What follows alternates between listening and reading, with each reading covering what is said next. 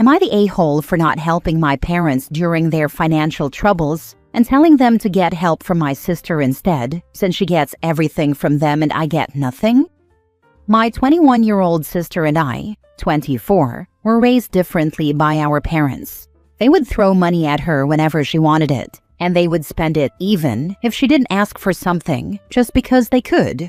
I had to ask for everything, and most of the time, I had to justify why I needed my request met. To do that, I had to write or type out a detailed argument on why I should get any of their money. Most times, I was denied because they didn't think it was a need. Whenever they denied me, I got lectured on learning to work my butt off and learning how to beg just right and do whatever it took for money, only to be told afterward that I needed my own money because theirs was not for me. When I was 16, my parents told me they would not help me with college in any way. They wouldn't even fill out FAFSA forms for me to find out what I was eligible for. When my guidance counselor asked them to reconsider, they said no. And if I wanted to go to college, I would need to put myself through college and take on the debt myself. My guidance counselor still wanted me to go, and so did many of my teachers. But I chose to do something else. I didn't want a lifetime of debt to follow me around. My parents didn't care, because either way I was expected to find my own way and pay for everything myself. With my sister, it was different. They bought her a brand new car, bought all kinds of stuff she wanted and liked, and paid 100% of everything for her college expenses. They were even sending her extra money to buy stuff while she was attending college. And now they have run out of money and are in debt because they borrowed to pay more college expenses for her. Then they turn to me and ask for my help because they weren't sure if they could eat or pay any bills with the debt they are now in. I didn't even get much of an explanation at first, but I have told them no each time and told them to get my sister to help them since she's the one who gets everything from them anyway, and I couldn't even get a stupid form signed by them. They're mad about it, and so is my sister, who thinks I am wildly unfair to push this back on her. She said I'm older anyway, so I should be helping them. Am I the a-hole? Now for the top comments. Not the a-hole. Your parents are reaping what they sow. Cut contact. Have a great life. I've been considering it for the last few years, so it might be time to follow through. I would personally be a B, so only do this if you want to be a B. Send them a text message telling them that they need to explain in detail, the way they used to have you do, why they need this money. Make sure that every little detail is in there. Then respond back with each thing they request, why you're saying no, alluding to all of them that they aren't needs. They need the electric bill paid? No, they need another job. They need money for food? Nope. They need to start a garden in their backyard. Then after you've given them a no for everything, and by letting them know that you're blocking them and your sister and going no contact, because you're making sure that they can pull themselves up by their bootstraps the way they taught you, then block and live your life.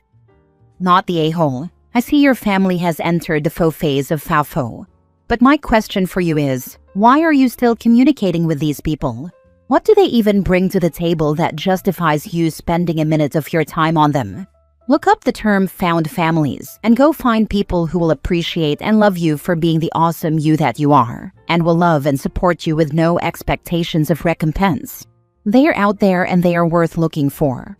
I have 90% of my family on very low contact because they just don't care to reach out. And they only do that when they want something. Caller ID allows me to choose if I want to answer, and I rarely do. Very, very rarely. I've considered no contact before, but just never followed through. I can't answer why, other than the expectation to work through things with family. Next story. Am I the a-hole for refusing to help my brother after his ex-girlfriend scammed him out of nearly half the equity of his house? I, 37 female, have an older brother George, 45 male, who isn't an idiot but can be lazy. Definitely the type to rely on weaponized incompetence whenever women and girls are around. Example, he literally acted like he didn't know where our mom kept the paper plates in the house he lived in for nearly 20 years, just so she'd get up, go into the kitchen, and make him his plate during the holidays, just 1 week post her bunion surgery. Side note, they both tried to passive-aggressively make me feel guilty for not offering to fix my adult brother's plate, so our mom wouldn't have to do it. Like I wasn't already the one doing most of the cooking and would be doing most of the cleaning afterward. At age 30, George was given a windfall from our grandfather's estate. I got something too, and used it as a down payment for a nice 5-bedroom house that's easily worth double now. During this time, he met Melinda, 50 female, and she was a nice lady, smart, responsible, hardworking, sweet, and very organized. She came into the relationship with a steady job and was upfront about her lack of ability to have more children after complications from nearly losing her life giving birth to her daughter. George stated that he was okay with that, but whenever Melinda would bring up his hesitation regarding marriage, he'd say that he had complicated feelings about not being able to be a father if he chose to fully commit to her, and that he needed to process it. He'd say that since he was willing to look past her fertility issues because he loved her, she needed to show her love by waiting for him. That line worked for 12 years.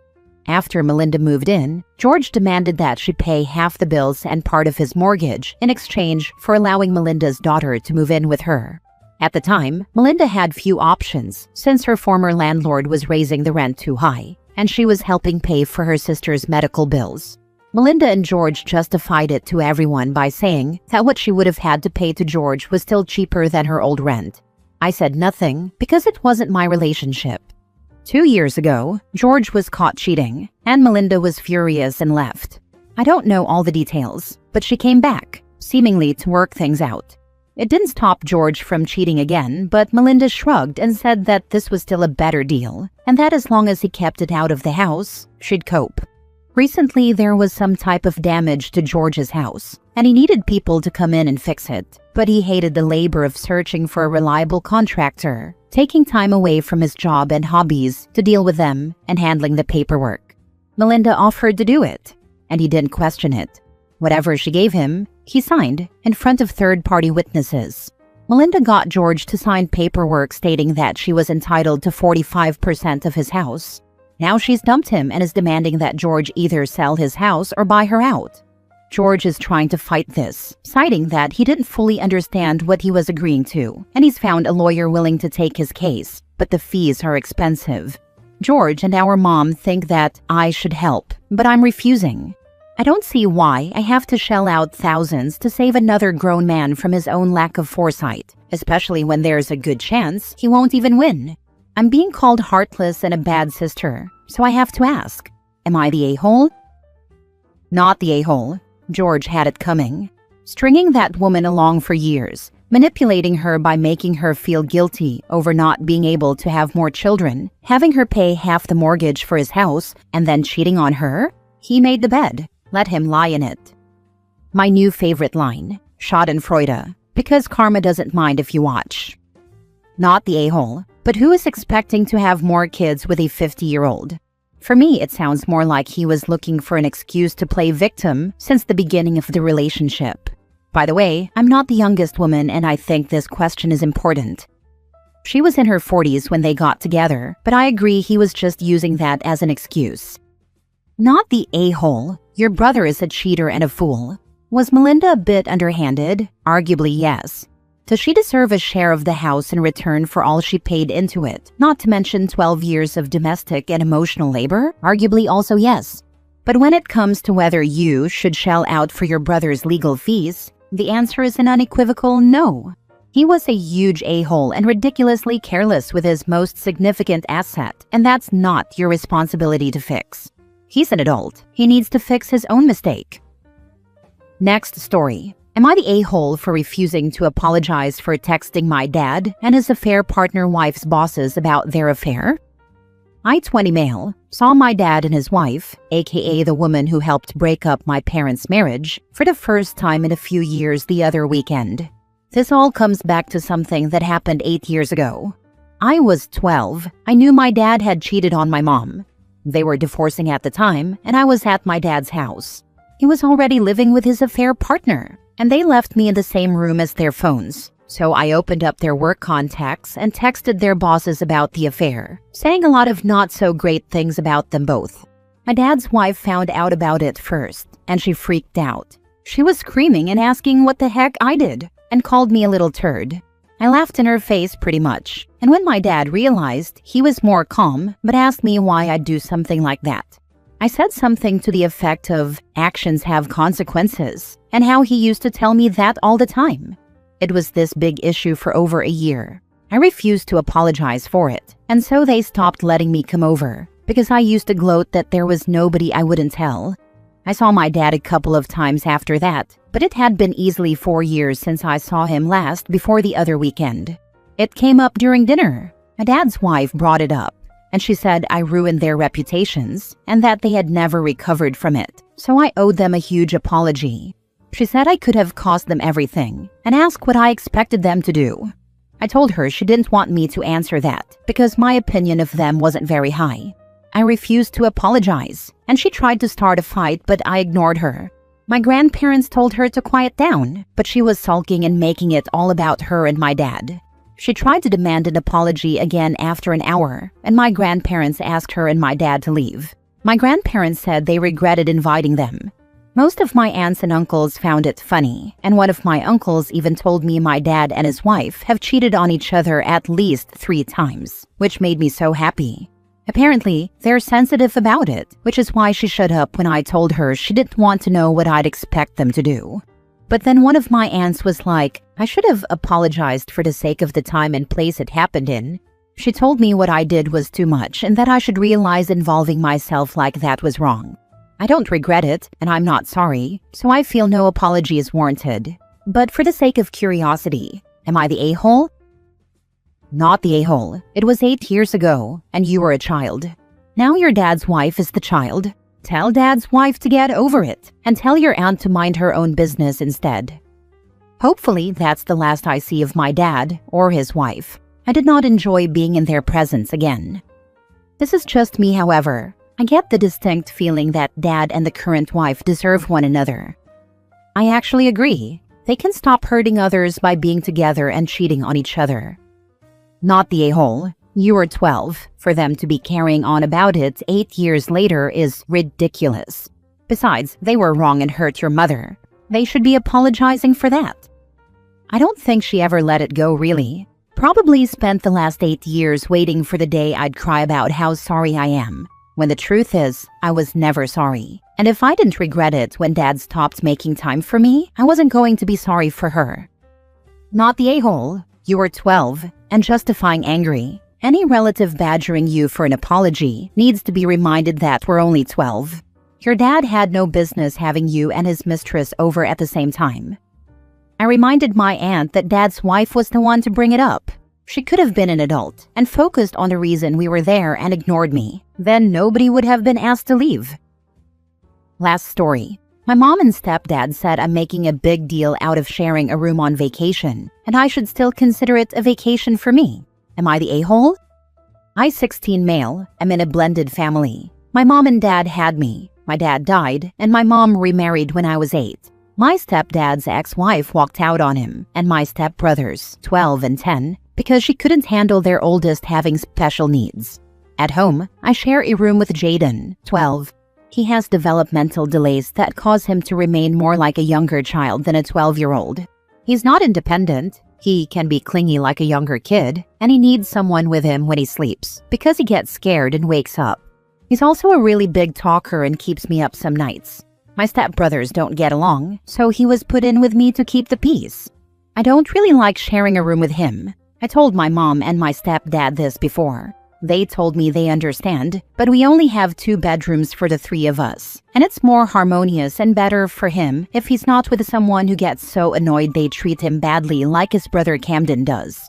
For the most part, I try to make the most of it. I got a divider put in our room a couple of years ago, and it helps me feel like I have some space. But it gets tiring when he wakes me up in the middle of the night or wants to cuddle with me. I don't let him into my bed. My stepdad helps enforce that because he knows I would sleep on the couch if my bed was taken over, and then my stepbrother would scream the whole house awake. We don't go on vacations, ever, because Jaden has a lot of therapies that cost so much money, and we have stuff at home to help soothe him, and those are expensive and cost a lot to keep running, according to my mom. We did go on vacation this summer, and I was supposed to get my own room this time. But when we got there, that didn't happen. To make it worse, I didn't even have a bed because there was only one queen-size bed in the room. I did have my sleeping bag with me, so I slept in that. But I had to sleep on stuff on my sleeping bag so Jaden would know I was in there. I hated the whole vacation, and my mom told me it wasn't meant to be that way, but it was better than Jaden and Camden fighting for 10 whole days. By day 2, I was over it. It wasn't a vacation to or for me, or however I should be saying that. It was their vacation. But I didn't relax or get a break from the typical stuff. I still had to think of Jaden and only Jaden. I told both sets of my grandparents and my aunts and uncles when they asked about it. I told my cousins. I didn't pretend I had fun or loved it. My mom's parents asked her why I had to make more sacrifices, and they told her she really needs to figure out better stuff for me. Both sets of grandparents offered to let me spend more time with them, as in overnights or moving in. My mom and stepdad said that wasn't needed and asked why I'd leave my family. My dad's parents said I shouldn't be forced to play caretaker at night, and clearly they can't afford to give me the privacy and space a 16-year-old needs. Once enough of my extended family told my mom and stepdad this stuff, they both accused me of making a big deal out of it. They said it was a vacation, even if it wasn't the one I wanted, and I should consider it one because I got away from our house for 10 days and got new experiences. Except I didn't, because we're limited in what we can all do as a family because of Jaden. My mom and stepdad are still mad about how I see the vacation, but it was ruined for me with everything that happened. I'm not exaggerating or lying about it. I didn't have fun like I expected because I didn't even get to be comfortable at night. Am I the a-hole? Not the a-hole. You should not be sharing a room as a caretaker of your stepbrother on a regular basis to begin with. You are not his parent. My grandparents all told my mom and stepdad the same thing, but they say it's not like that, even though it actually is. The only reason it needs to be me is because he needs to be comforted by someone's presence and sometimes soothed at night. That's not supposed to be my job, but it is, and I can sort of live with it. But on vacation, I wanted a break from that, and I didn't get one. It's understandable that they're concerned about him, but why haven't they offered to have him sleep with them? Have you asked them that? They are his parents, not you. I did ask, but they never gave a clear answer.